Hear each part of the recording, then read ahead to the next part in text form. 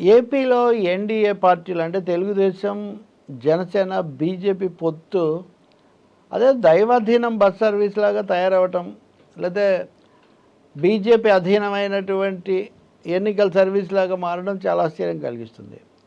నిన్న కొంత సీట్ల మార్పిడి వీటన్నిటి గురించి చంద్రబాబు నివాసంలో ఎన్డీఏ పార్టీలు సమావేశమయ్యాయి. తంబళ్లపల్లి విషయంలోనూ ఉండి నియోజకవర్గంలోనూ ఏదో ఒక అవగాహనకు వచ్చాం మేము అని అన్నారు. ఆ రోజు నిన్న పురంధేశ్వరి కూడా పాల్గొన్నారు, చంద్రబాబు నాయుడు, పవన్ కళ్యాణ్, అలాగే బీజేపీ జాతీయ కార్యదర్శిలో ఒకరైన అరుణ్ కుమార్ అని ఆయన కూడా పాల్గొన్నారు. ఇంతవరకు ఓకే. నిజానికి ఎన్నికలు మొదలైన తర్వాత ఎవరెక్కడ పోటీ చేస్తారనేది తెలియకుండా ఇంకా నెల రోజుల్లో పోలింగ్ 18వ తారీఖు నుంచి నామినేషన్లు మొదలవుతుంటే నోటిఫికేషన్ వస్తుంది 18 అవుతుంటే ఇప్పుడు కూడా ఇంకా సీట్ల సర్దుబాటు కోసం వాళ్ళు కూర్చొని చర్చలు జరుగుతూ ఉండటం అనేది కొంచెం ఆశ్చర్యమే. ఎప్పటి నుంచో బీజేపీ పొత్తు గురించి చెప్తున్న తెలుగుదేశం ఎందుకు దీనికి ఒక రంగం పూర్తిగా పర్ఫెక్ట్ అవ్వలేదు, ఇది ఎందుకు ముగింపుకు రాలేదు అనేది మనకు తెలియదు.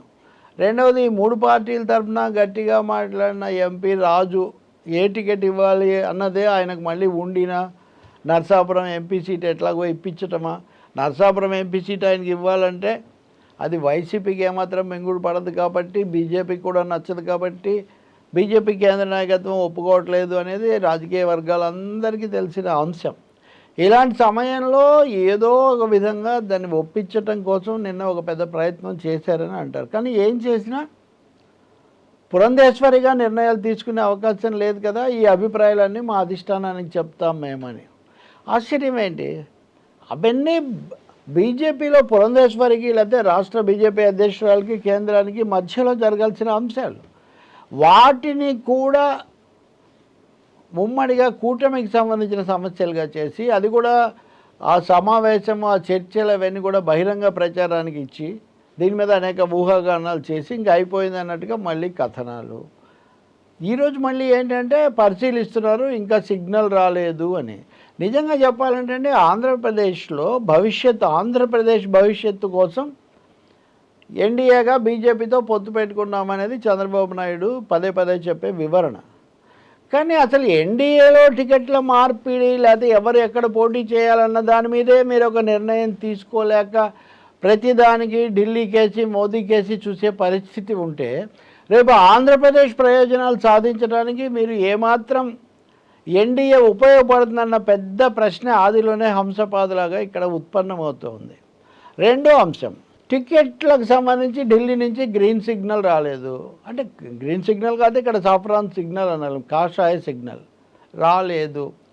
అంటే వాళ్ళ కోసం ఎదురు చూసుకుంటూ ఈయన విజనరీ లీడరు, చాలా సీనియరు, 14 ఏళ్ల ముఖ్యమంత్రి, ఇన్ని విశేషణాలు భుజకీర్తులు ఉన్నటువంటి చంద్రబాబు నాయుడు లాంటి సీనియర్ నాయకుడు ఢిల్లీకి ఆ రిక్వెస్ట్ లెటర్ పంపించి వాళ్ళ కోసం ఎదురు చూస్తున్నామని చెప్పడం, తెలుగుదేశం పార్టీ ఆంధ్రుల ఆత్మగౌరవం అనే నినాదంతో మొదలైనటువంటి తెలుగుదేశం పార్టీకి ఏమన్నా గౌరవప్రదమైనటువంటిదా? ఇప్పుడు వీటికే ఇంత కష్టమైతే రేపు వీళ్ళు నిజంగా రాష్ట్ర ప్రయోజనాల కోసం మోదీ మీద ఒత్తిడి చేయగలుగుతారా? మూడవది, ఎప్పుడైనా పొత్తులు భాగస్వాములు అంటే అందరూ సమాన స్థాయిలో ఉండాలి కదా, సమగౌరవం ఉండాలి. కానీ ఇక్కడ వీళ్ళు మొరపెట్టుకున్నట్టుగా వాళ్ళకి పంపితే వాళ్ళు ఏదో చూసి ఎప్పుడో ఫైల్ మీద సంతకం చేస్తే ఇంకా రాజకీయమైన పొత్తులు ఎక్కడున్నాయి, ప్రజాస్వామిక పద్ధతులు ఎక్కడున్నాయి, తమ అభిప్రాయాన్ని రుద్దడమే కదా. ఇంతకుముందు మాట్లాడారు, ఉదాహరణకు విశాఖ ఉక్కు మీద కూడా బొత్స సత్యనారాయణ మంత్రి ఆయన ప్రచారంలో అన్నారు, గాజువాకలో పోటీ చేస్తే కనుక వాళ్ళు విశాఖ ఉక్కును కొనసాగించడం మీద తమ అభిప్రాయం కేంద్రాన్ని ఒప్పించిన తర్వాతే ఇక్కడ మాట్లాడాలి, ఇక్కడ ప్రచారం చేయాలని బొత్స అంటారు. సరే, ప్రభుత్వం కూడా చేయాల్సినంత చేయలేదు, చాలాసార్లు విమర్శలు చేశాం. కానీ ఇక్కడ మీరు ఎన్డీఏ అన్నది అధికార కూటమి అయినప్పుడు రాష్ట్ర ప్రభుత్వం చేయకపోవడం అదొక లెక్క, అదొక విమర్శ. కానీ కేంద్రంలో పాలించే ఎన్డీఏ కూటమి తరఫున మీరు ఇక్కడికి వచ్చినప్పుడు కేంద్రం చూడాలి, కేంద్రం చేతుల్లో కదా ఉంది విశాఖ ఉక్కు ఫ్యాక్టరీ RINL. కాబట్టి దాని మీద వాళ్ళు ఒక స్పష్టత ఇచ్చి దాన్ని కాపాడుతామని చెప్తేనే వాళ్ళు ఓటు అడగాలి, మాట్లాడాలి అని బొత్స అన్నారు. ఇందులో కూడా కొంచెం అంటే ఈ అంశంలో కూడా చంద్రబాబు నాయుడు ఇప్పటివరకు దాటమైతే తప్ప ఏ రోజు మాట్లాడింది లేదు. పవన్ కళ్యాణ్ ఏమో ఇంకేదో మాట్లాడుతూ ఉంటారు. హోదా విషయం కూడా అంతే. ఇంకా చెప్పాలంటే ఇలాంటి జాబితా చాలా పెద్ద జాబితా ఉంది. అంటే రాష్ట్ర ప్రయోజనాల కోసం పొత్తు అనుకుంటూనే రాష్ట్ర ప్రయోజనాలు అన్న ప్రస్తావన తేకపోవటం, ఇంతవరకు ఎన్నికల ప్రణాళిక ఏమీ విడుదల చేయకపోవటం, ప్రణాళిక విడుదల చేస్తే అందులో ఇవన్నీ ఉంటాయా లేదా అనేది ప్రజలు తెలుసుకుంటారు. విశాఖ ఉక్కుతో పాటు ఇంకొక కీలకమైన అంశం కూడా బీజేపీ యొక్క కపట నాటకం అనే విమర్శలు వస్తున్నాయి. అది రిజర్వ్ బ్యాంక్ ఏర్పాటుకు సంబంధించిన అంశం. రాజధాని అమరావతే, దానికి మేము కట్టుబడి ఉన్నామని ఎన్నోసార్లు చెప్పారు.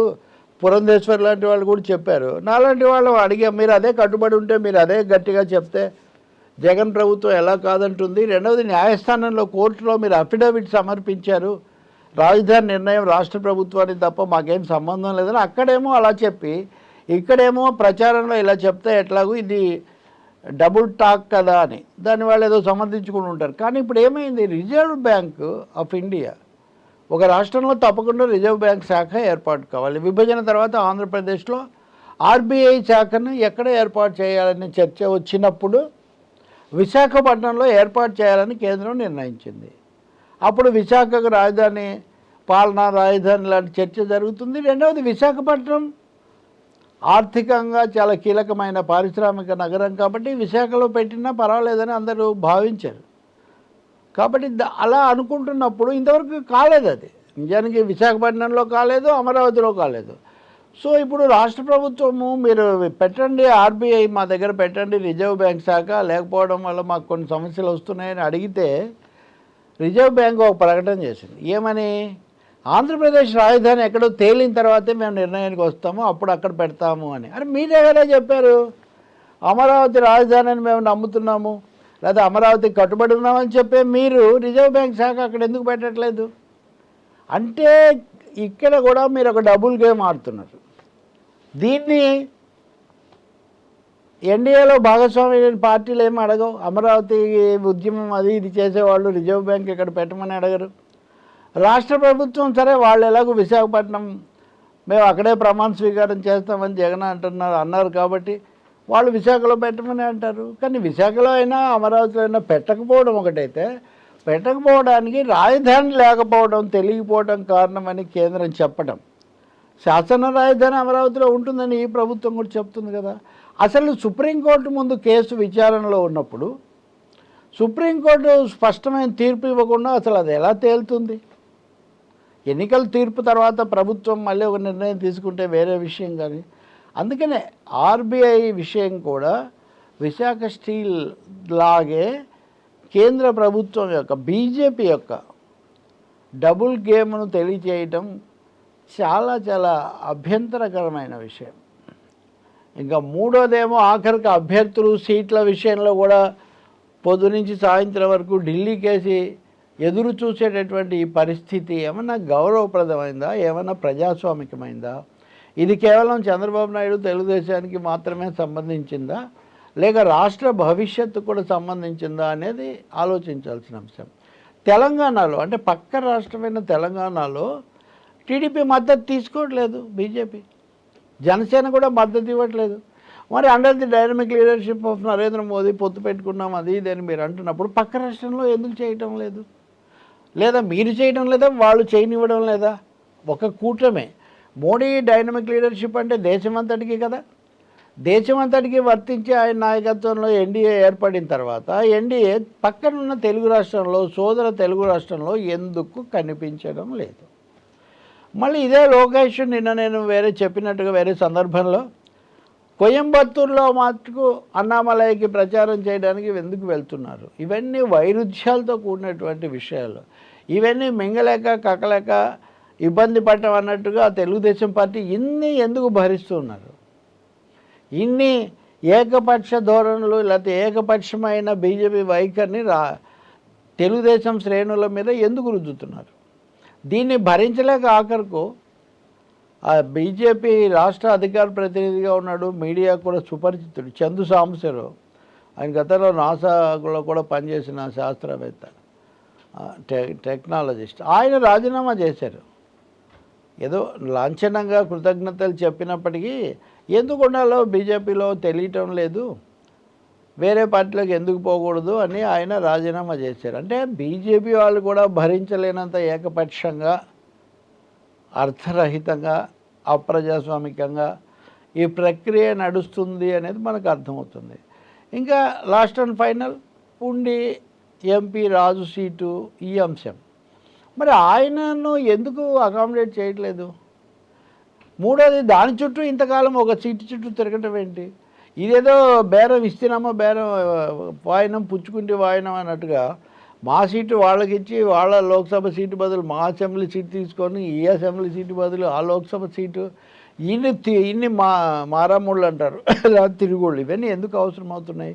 ఎందుకు అవసరం అవుతున్నాయంటే ఒకటేమో వాళ్లకు రాష్ట్రానికి సంబంధించిన అజెండా లేదు, రెండవది 3 పార్టీల మధ్య ఒద్దిక లేదు, సమానత్వం కూడా లేదు దాంట్లో, నాలుగవది తుది నిర్ణయం తీసుకోగలిగినటువంటి అథారిటీ కూడా లేదు, సాధికారత లేదు.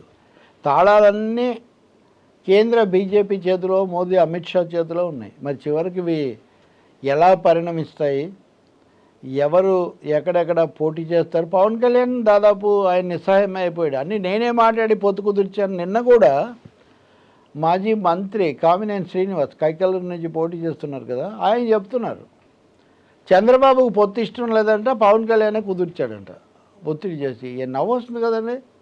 చంద్రబాబు నాయుడు పొత్తు కుదరాలని 100% కోరుకున్నారు. తమ పార్టీ వాళ్ళందరికీ సుగ్రీవాజ్ఞ ఇచ్చేసారు, ఎవ్వరు దీని మీద మీరు మాట్లాడకండి అని.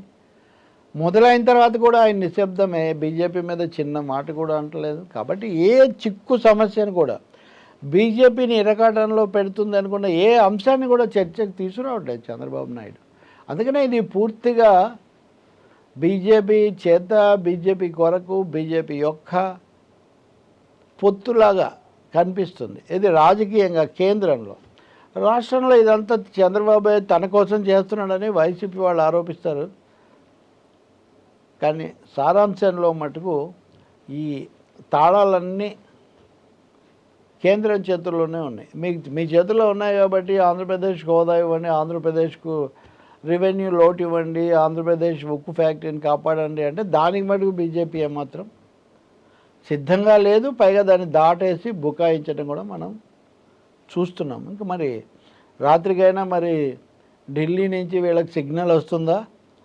రేపు పొద్దున కన్నా స్క్రోలింగ్లో కొత్త అభ్యర్థులు ఆ పేర్లు వస్తాయా? చాలా హాస్యాస్పదంగాను, ఒక విధంగా కొంచెం నగుబాటుగాను ఉంది ఈ వ్యవహారం.